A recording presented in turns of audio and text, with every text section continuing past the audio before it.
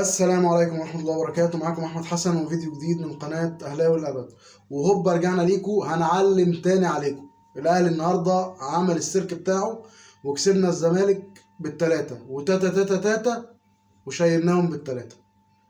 ماتش كبير جدا للنادي الأهلي النهاردة، مش عارف أقول إيه بصراحة. شوط أول للنسيان للفرقتين، يعني لا الزمالك لعب ولا الأهلي لعب. هو مفيش إلا كورة دونجا اللي اتشاطت على محمد الشناوي، ومحمد الشناوي طلعها ببراعة النهارده، والكرة التانية بتاعت مجدي قفشة اللي وداها في السماء. الشوط التاني الأهلي نزل مشحون شحنة عالية جدا. كولر دخل في غرف الملابس الشوط التاني ما بين الشوطين، عمل شغل عالي جدا. لا ده لعب النادي الأهلي اللي احنا شفناه في الشوط الأول، ولا ده إمكانيات اللعيبة اللي موجودة في الملعب. كنا مسيطرين على معظم الماتش. أول تلت ساعة كنا سيطرة كاملة على الماتش، لكن مفيش هجوم، مفيش حاجه باينه، يعني مفيش هجمه مرتبه الكلام ده.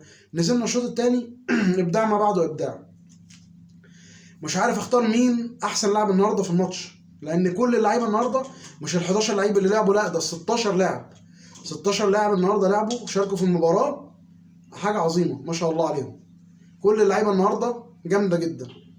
النهارده خالد عبد الفتاح جاي من الدار للنار، جاي من سموحه اعاره 6 شهور بنيه الشراء للنادي الاهلي، وبيلعب لتاني ماتش او تالت ماتش والراجل بينزله قلب دفاع. خضه، انا نفسي اتخضيت في اول ماتش، لكن لما لقيته الراجل بصراحه بيدخل بقلب. يعني خالد النهارده مطلع كام كرة وكان مغطي على زيزو. النهارده زيزو ما كانش موجود في الماتش، وقال لك عايز تغيظه هات له زيزو، خلينا نمشيها هات له زيزو. شغل عالي. خالد عبد الفتاح النهارده عمل ماتش من احلى الماتشات اللي لعبها. جميل ما شاء الله عليه، لعب قلب دفاع وسد في المكان ده ملوش حل. رامي ربيعه النهارده كان جامد جدا ملوش حل. طبعا علولو ما حدش هيقدر يتكلم على علولو، ده خارج التقييمات. ملوش تقييم الراجل ده معدي التقييم بكتير.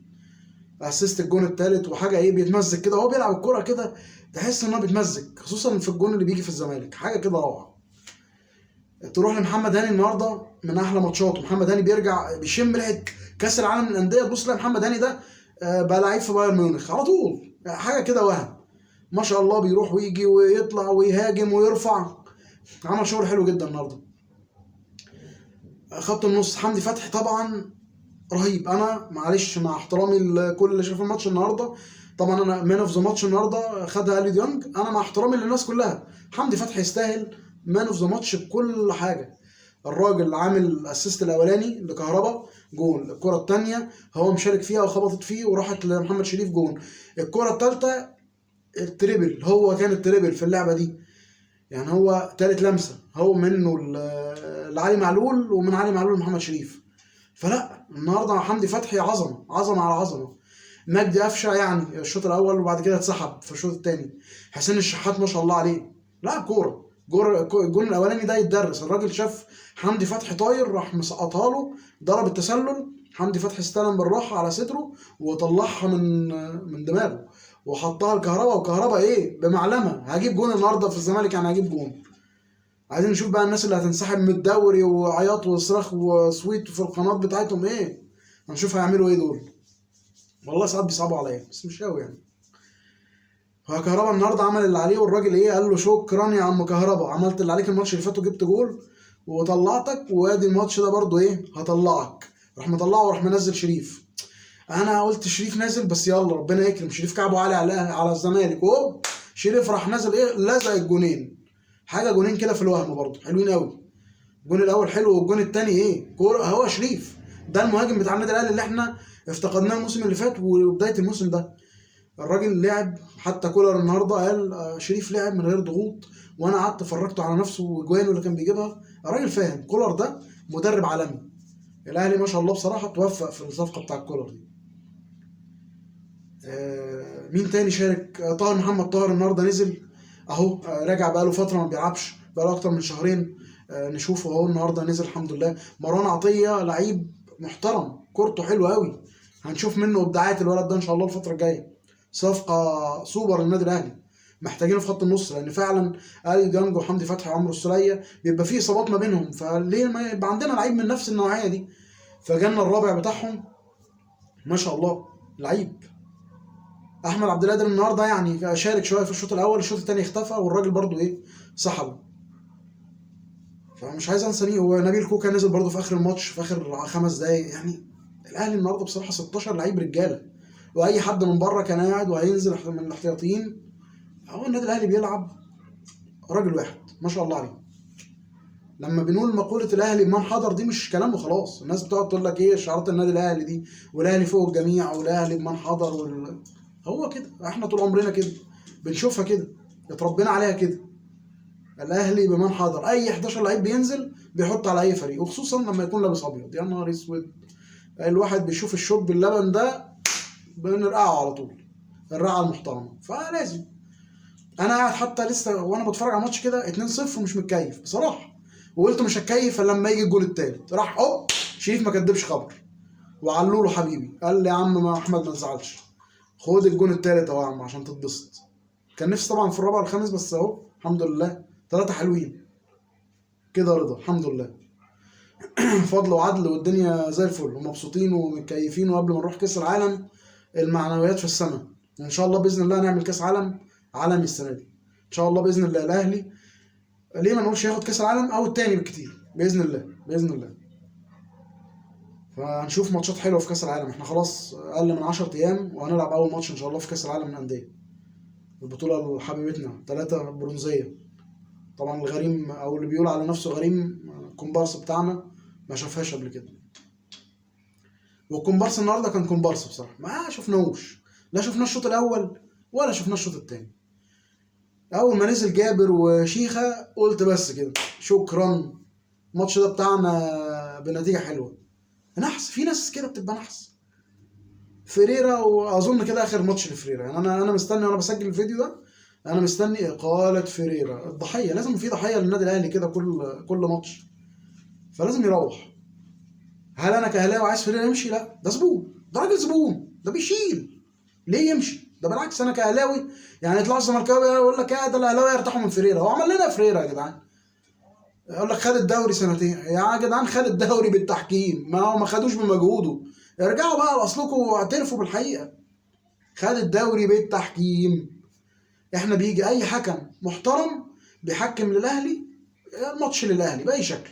جه حكم احسن حكم في كاس العالم، حكم ماتش الاهلي واللي حكم نهائي الارجنتين وفرنسا، حكم الاهلي وبيراميدز شال 3، وادي النهارده حكم من كاس العالم برضه بنشايل الزمالك بالثلاثه. ده الحكم، ده التحكيم العادي. لكن تجيبوا لنا حكام بقى من حبايبنا طارق مجدي وعمر الدوله وعمر الدين والناس دي، على الله حكايته، مش عايز اتكلم عليهم عشان يعني ايه ما نبوظش الليله. قرارات، في كام قرار كده هيطلع النهارده في الزمالك ايه ضرب نار، ده انا شامم الريحه، شامم الريحه من هناك من 100 عقبه، في ريحه شاب طالعه من هناك رهيبه رهيبه، خصوصا من كهربا. يا نهار اسود يا جدعان على الشياط، يعني جماهير الزمالك كانت بتتحرق والجون الاول جه بتاع كهربا. انا كنت قاعد اتفرج على الماتش ده نفسي كهربا يجيب جون، لازم يجيب جول يا جدعان. الشياط عالي، وكهربا هيكمل معانا ان شاء الله باقي الموسم باذن الله، ومكمل معانا للابد. لعيب محدش يقدر ينكر ان هو لعيب ما شاء الله عليه، بيفرق كتير مع النادي الاهلي، لعيب تقيل من نوعيه ربنا يشفيه مؤمن زكريا، ما تعرفوش مكان في الملعب، بيجري هنا وهنا وهنا هوب يخطف جول، شكرا. انا مش عايز اكتر من كده، يعني عاوز اكتر من المهاجم ان هو يخطف جول، مش عايز حاجه تاني. فان شاء الله باذن الله كهربا الفتره الجايه دي هيولعها. السكواد بتاع النادي الاهلي ما شاء الله اللعيبه كلها واقفه على رجلها. غايب من النادي الاهلي النهارده 7 8 لعيبه، ايه قوه ضربه. غايب خط دفاع كامل، عندك محمود متولي انذار عشان تراكم الانذارات، منعم مصاب، ياسر ابراهيم مصاب، اكرم توفيق ربنا يشفيه، كريم فؤاد ربنا يشفيه رباط صليبي ورباط صليبي، عمرو السوليه في خط النص، انت عندك بيرسي تاو في الهجوم، عندك غيابات بالجمله في كل المراكز في كل المراكز. لكن الحمد لله الاهلي بمن حضر، اللي بيجي بيلعب 11 لعيب، هو النادي الاهلي. اللعيبه النهارده كانوا مركزين، الشوط الثاني عملوا شوط حلو جدا. اتمنى الفتره الجايه الاداء، احنا خلاص يومين وهنلعب مع البنك الاهلي باذن الله يوم الثلاث، يبقى ماتش قوي برضو، الاهلي لازم يكسبه لان ده اظن اخر ماتش قبل كاس العالم. الاهلي هيسافر خلاص المغرب باذن الله عشان يكون قبل المباريات ما تبدا بيومين 3.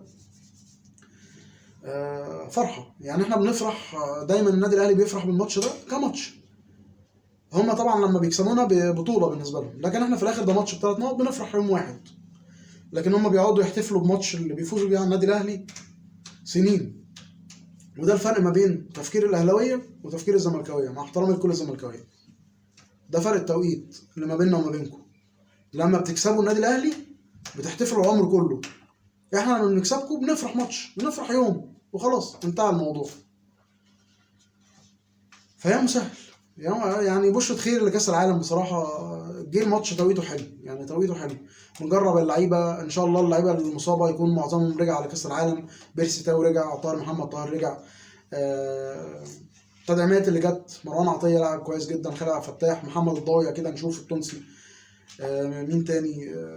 محمد عبد المنعم هيكون رجع، ياسر ابراهيم. فالاهلي ان شاء الله هيكون رايح، عمرو السولية يكون رجع باذن الله.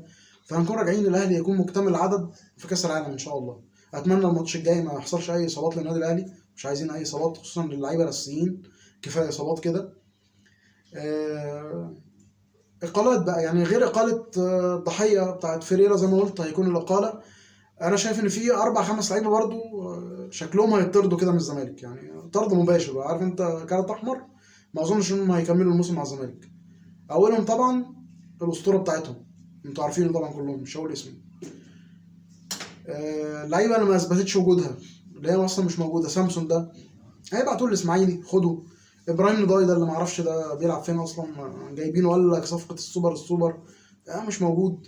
الزناري صفقه مضروبه. عمرو السيسي لعيب عادي جدا في خط النص. دونجا يعني هو ممكن اللي تقول عليه، يعني ممكن يجي منه. الراجل بيشوط من بره حلو الكلام ده، وحاول النهارده على كورتين. كرة اولانيه الشناوي طلعها، والكرة الثانيه كانت بعيده. بس مفيش، يعني مفيش. هو كل شو بس بيعمل ايه؟ لقطه.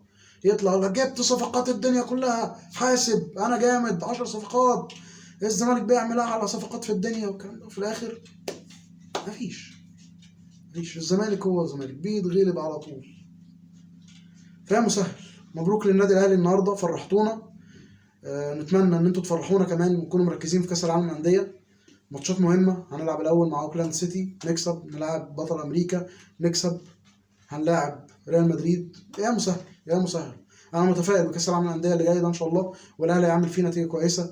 ونستعد كمان، داخلين بعد كده على دوري، ماتشاتنا في دوري الابطال، وبعد كده في معمعه للنادي الاهلي في شهر 8 ان شاء الله هنبدا دوري السوبر الافريقي، دوري جديد اللي من 8 فرق. طبعا مش واخدين من مصر الا فريق الاهلي بس، مع الوداد، مع الترجي، مع سان داونز، مع سيمبا التنزاني، مع مازيمبي. دول ال8 فرق اللي هيلعبوا مع بعض. فان شاء الله هم 6 ماتشات بس، يعني برضو مش هيبقى فيه هيد جامد على النادي الاهلي، ونكون خلصنا الدوري. يعني اتمنى ان احنا نكون خلصنا الدوري. فان شاء الله باذن الله الافراح جايه للنادي الاهلي الفتره الجايه، افراح كتير باذن الله. استنوها واستنوني باذن الله مع كل ماتشات النادي الاهلي اللي جايه. واشوفكم على خير. ما تنسوش تفعلوا زر الجرس، وكمان تشتركوا في القناه، وكمان صفحه الفيسبوك تعملوا لايك وشير. اشوفكم على مليون خير. السلام عليكم.